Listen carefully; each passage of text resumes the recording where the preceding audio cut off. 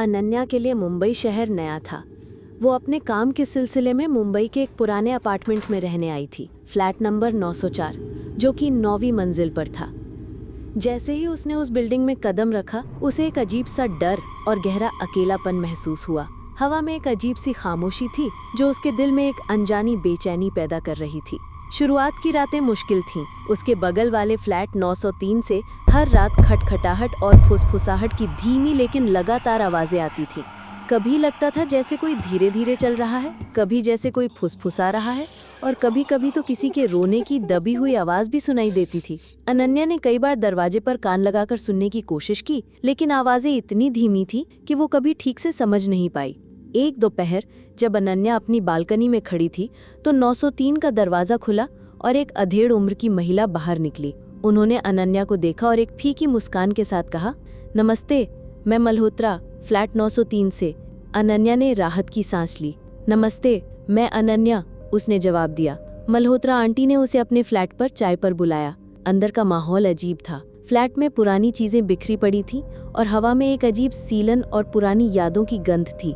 चाय पीते हुए मल्होत्रा आंटी ने कहा, तुम 904 में रहती हो? उस फ्लैट में पहले भी एक लड़की रहती थी, बिल्कुल तुम्हारी उम्र की, वो भी अकेली थी। अनन्या ने पूछा, क्या हुआ उसे? मल्होत्रा आंटी ने एक लंबी सांस ली। वो एक दिन अचानक गायब हो गई, किसी को पता नहीं चला कि कहाँ गई। अनन्या के मन में एक सिहरन दौड़ गई। धीरे धीरे 903 से आने वाली आवाजें और भी डरावनी लगने लगी। कभी कभी तो अनन्या को लगता था जैसे कोई उसका नाम फुसफुसा रहा है।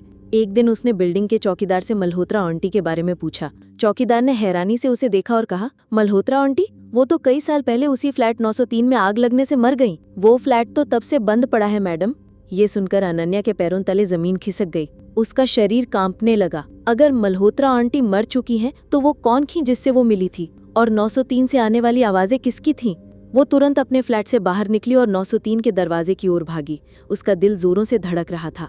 जैसे ही वो दरवाजे के पास पहुंची, दरवाजा अपने आप धीरे से खुल गया। अंदर से एक ठंडी हवा का झोंका आया और एक धीमी जानी पहचानी आवाज ने उसे अंदर बुलाया। अनन्या, अंदर आ जाओ। अनन्या जैसे किसी जादू के असर में आ गई थी। उसका शरीर उसका कहना नहीं मान रहा था। वो धीरे धीरे उस अंधेरे रहस्यमयी फ्लैट के अंदर चली गई।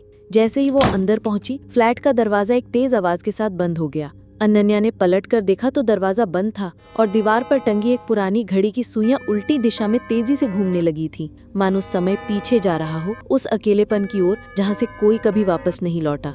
उस रात के बाद अनन्या को फिर कभी किसी ने नहीं देखा।